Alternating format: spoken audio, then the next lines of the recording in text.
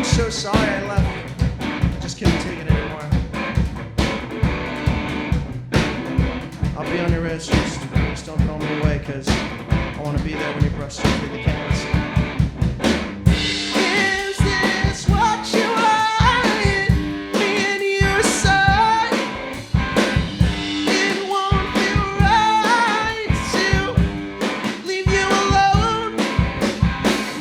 Is this what you wanted? Me and you aside. It won't be right to leave you alone. Alone.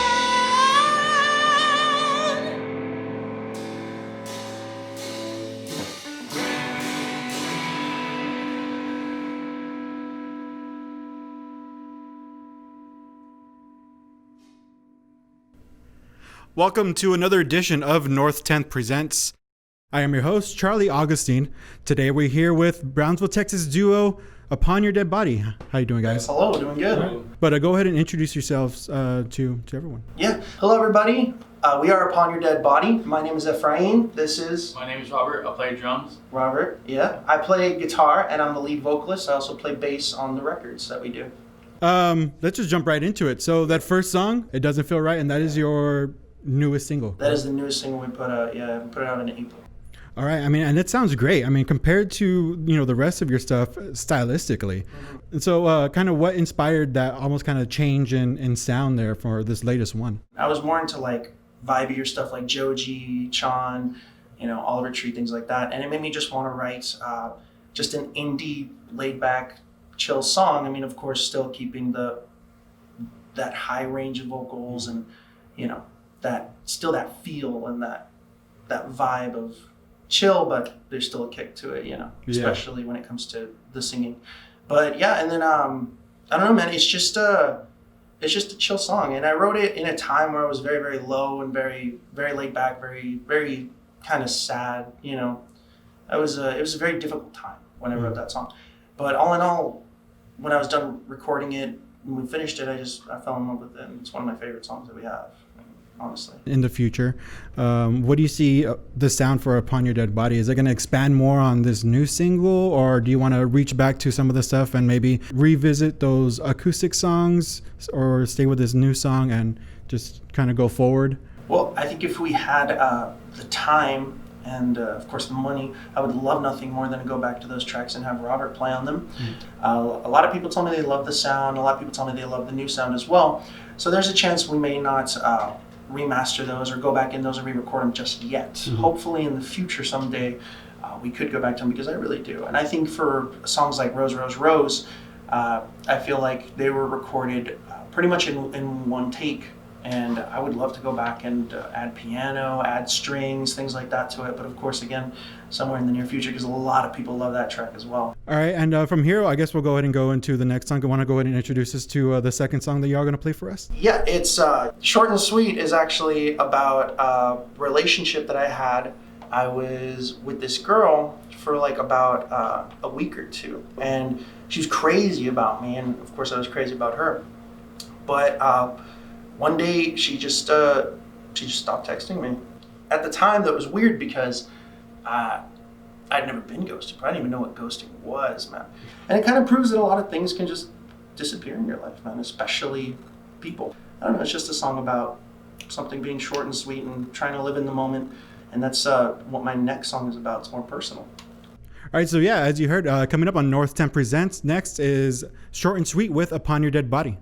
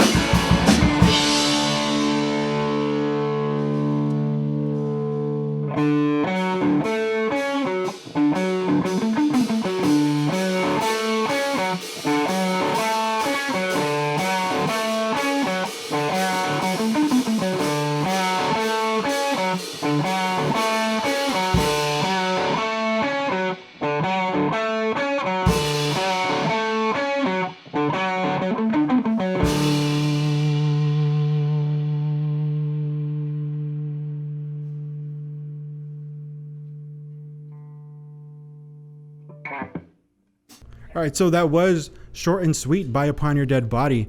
And you do most of, almost all the writing and the guitars as well. Robert, yourself, though, obviously this isn't your first rodeo. Can you tell us about, how you came about on drums and then met up with Ephraim and this became that duo?